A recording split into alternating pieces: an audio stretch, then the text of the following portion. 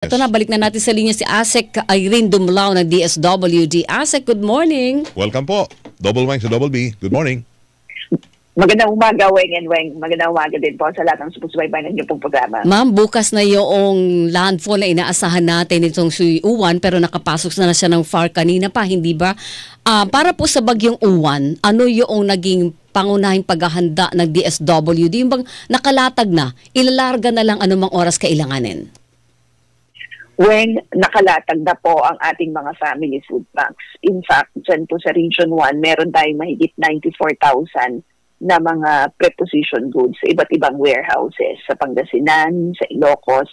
Gayon din po sa Region 2, meron tayong mahigit 145,000 family food packs. Lahat po ng probinsya natin dyan sa Region 2, meron po tayong mga warehouses. Meron din tayong last miles. Sa Region 3, mahigit 300 family food packs po yung ating nakapreposition. Of that figure, 40,000 yung pong nandun sa ating warehouses sa Aurora Province. Sa Calabarzon, mahigit 159,000 family food packs. Sa Mimaropa, mahigit 104,000 family food packs. In Region 3, in Region 5, I mean to say, more than 193,000 family food packs po yung mga nasa warehouses natin dyan. So naka-preposition na po sila. They're ready for release anytime na kakailanganin ng karagdagang tulong. Asek, may mga kausap po namin. Opo, sorry. Right. Kasi na-excite ako kasi dati naalala ko, Asek, ang sinasabi nyo, papasok lang ho kayo pag hihingi ho ng LGU. Meron na ba as early as now, baka yung mga LGU ay gusto na rin, nandyan na ho kayo, naka-standby lang palagi. Kahit meron sila, pero gusto nila mas andyan na, ready na ho sa kanilang lugar, sa kanilang mga munisipyo, yung mga gift packs, yung nakakahon na DSWD family food packs. Yeah, meron tayo yung mga tinatawag natin na mga last miles. Kasi kung matatandaan doon sa aming pong buong bansa handa program under the supply chain 1, we've entered into relief prepositioning agreement with local government units. Ang ibig pong sabihin nito sa kasunduan na yan, nagagamit ng DSWD yung mga warehouses po ng mga munisipyo at doon po kami nakakapag-preposition.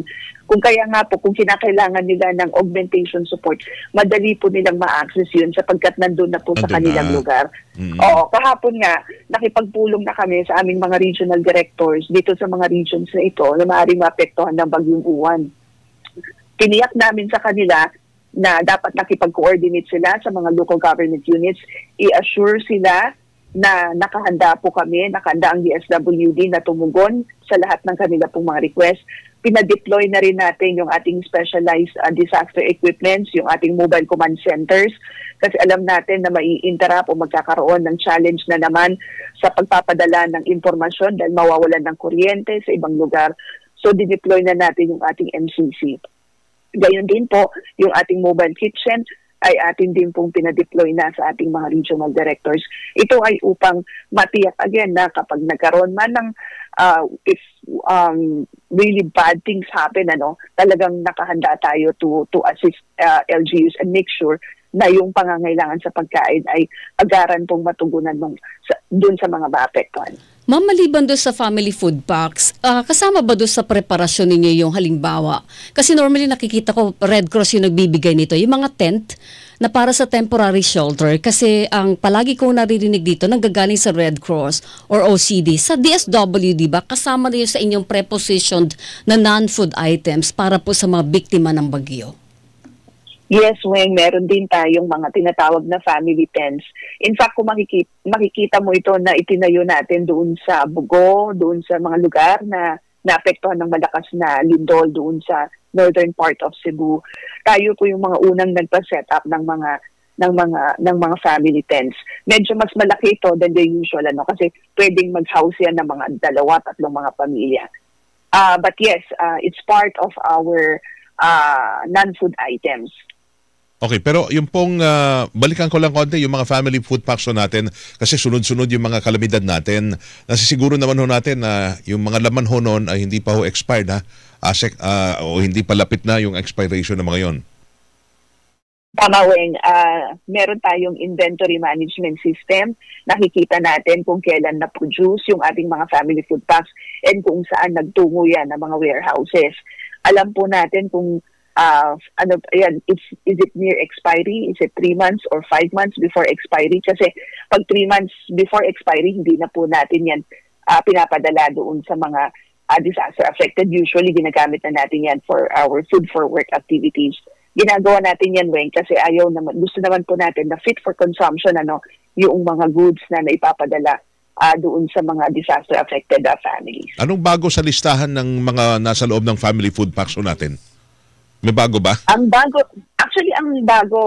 na dinidistribute natin yung ready-to-eat food boxes. Ito yung putingan na boxes na meron yung champurado, meron din po yung arroz caldo, meron din tuna paella can, chicken pastil, chicken giniling, meron yung complimentary food for infants, tapos meron yung dalawang protein-rich biscuits. Yan po ay kahit hindi mo na initin, pwede mo na yan kainin. Meron din po yung linalaman na fork. Binibigay natin yan dun sa mga lugar na apektuhan ng malalakas na kalamidad within the first 48 hours. 48 hours. Yung mga yan, ma'am, hindi pwede magtagal. Kaya talagang i-consume mo agad-agad. Kaya within 48 hours dapat nandun na sa kamay ng mga victims. Actually, kasi within the first 48 hours, hindi pa nakakapag-set up ng mga community kitchens sa mga evacuation centers. Kasi di ba, bagong likas pa lang sila, nag-set up, nag-ayos pa lang kanilang mga kagamitan. Ngayon ang major concern, yung may kapagkain. Makain agad. Diyan tayo pumapasok.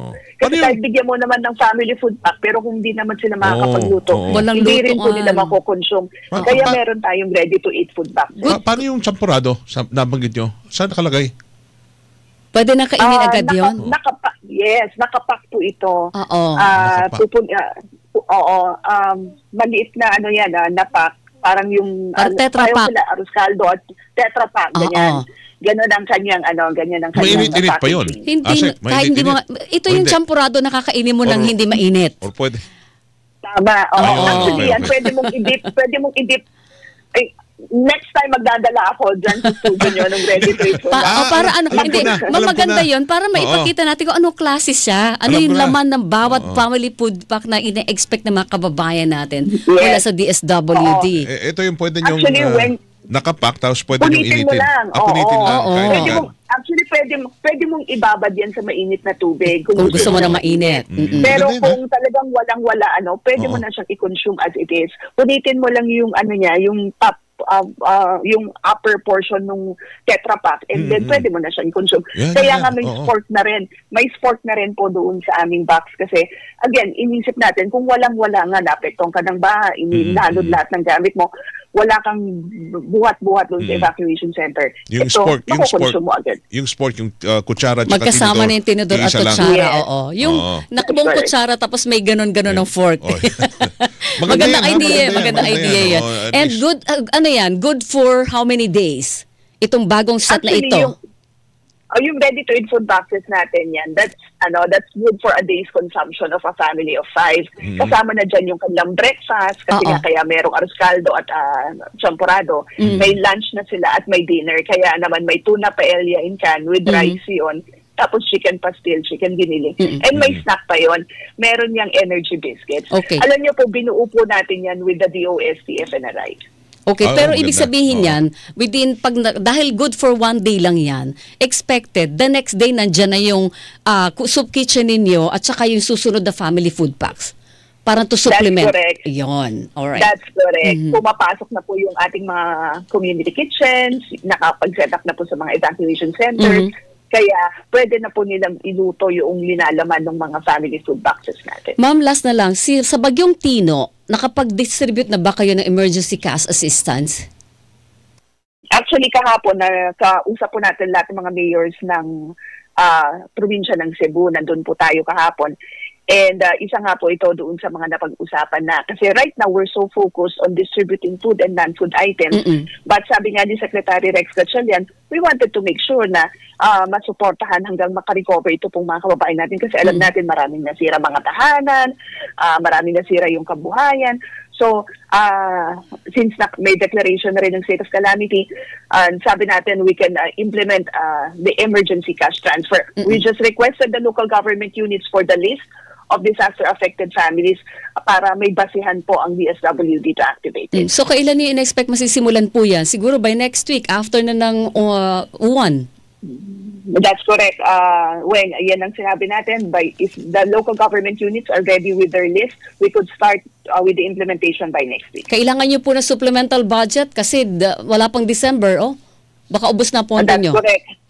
That's correct. In fact, tayo po ay nagpadala ng request sa Department of Budget and Management for another round of replenishment ng ating pong Quick Response Fund to, again, enable us to continue with our humanitarian activities and disaster response efforts. Magkano po yung hinihingi? Yung po ating sinumite ay around 625 million kasi again, that's 50% of the QRF-GA. Okay. Ma'am, maraming salamat po sa oo. oras. Good morning. Thank you so much. Asek, Maraming good luck po. salamat din po. Ingat din po, ma'am. Pahinga din. Salamat po.